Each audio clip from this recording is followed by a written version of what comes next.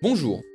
La somme des angles d'un triangle vaut 180 degrés. Les carrés et les rectangles possèdent 4 angles droits, ou encore par un point ne passe qu'une unique droite parallèle à une droite donnée. Ces quelques énoncés vous ont probablement été donnés comme des vérités fondamentales de l'inexpugnable géométrie euclidienne. Et si nous vous avions menti? Et si nous vous avions caché une partie de la réalité? La réponse se trouve sous votre nez, ou pour être plus exact, sous vos pieds. Imaginons que vous souhaitez mesurer la distance entre deux objets. La géométrie euclidienne affirme que la ligne droite est le plus court chemin pour aller d'un point à un autre. Vous brandissez alors fièrement votre mètre ruban et mesurez sans souci la distance désirée. Imaginons maintenant que vous souhaitez vous rendre à Pyongyang depuis Paris et au passage mesurer la distance entre ces deux villes. Je ne commenterai pas ce choix de destination, mais je vous fournis suffisamment de mètres rubans pour couvrir le trajet.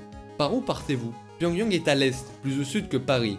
Cela peut sembler trivial et pourtant en suivant la géométrie d'Euclide, vous partirez pour un voyage bien plus long qu'il aurait pu l'être, et ce pour une raison simple. Croyez-le ou non, mais la Terre est ronde. La forme de notre chère planète nous oblige à repenser certaines règles de géométrie. Même si Pyongyang est à notre sud, vous l'entendrez bien plus vite en partant vers le nord. Pour s'en convaincre, observez ce globe. Notre équipe d'ingénieurs a relié à l'aide d'un système de ficelles Paris et Pyongyang par deux chemins. En vert, le trajet euclidien, et en orange, le trajet de la nouvelle géométrie. Vous et moi venons d'entrer dans le merveilleux monde de la géométrie sphérique. Si notre exemple peut vous paraître simpliste, sachez pourtant que ce monde fut ignoré durant de nombreuses années.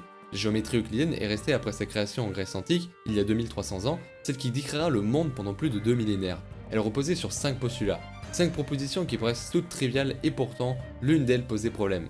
Par un point donné, on peut tracer une unique parallèle à une droite donnée. Cet axiome, nommé 5e postulat d'Euclide, a alimenté plus de 2000 ans de débats au sein de la communauté scientifique. Beaucoup pensaient que cet axiome pouvait être démontré à partir des 4 autres, mais cette question qui a tourmenté les mathématiciens de toute époque ne fut résolue qu'avec l'avènement de nos nouvelles géométries. C'est au début du XVIIIe siècle que le mathématicien Sacchi se penche sur la question. Il obtient des théorèmes faisant partie aujourd'hui de la géométrie hyperbolique, même s'il ne le réalisait pas encore.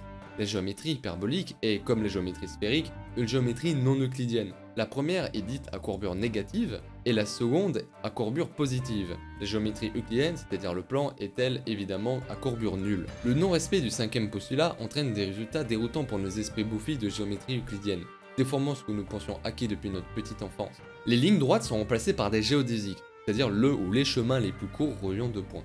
La géométrie hyperbolique vit dans un disque du plan. Ainsi, les géodésiques sont représentés par des arcs de cercle, orthogonaux au bord du cercle. Sur cette figure, on voit une droite D, un point M qui n'appartient pas à cette droite, et 3 autres droites passant par ce point M, qui ne coupe ainsi pas D. Vous pensez que la somme des angles d'un triangle vaut 180 degrés?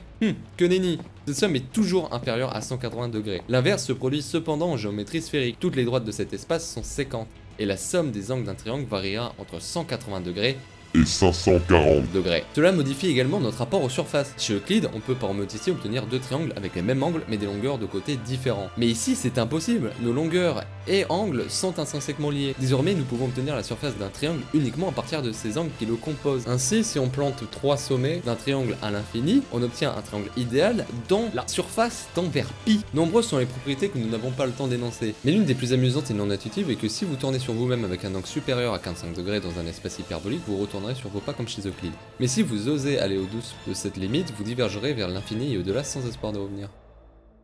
Peut-être pensez-vous que cette géométrie n'est qu'une distraction pour les mathématiciens qui n'a aucun lien avec la réalité. Elle a pourtant permis à Einstein de développer sa célèbre théorie de la relativité générale, où la gravitation est une courbure de l'espace-temps. Comme disait Bolyai, à partir du néant, j'ai créé un nouveau monde.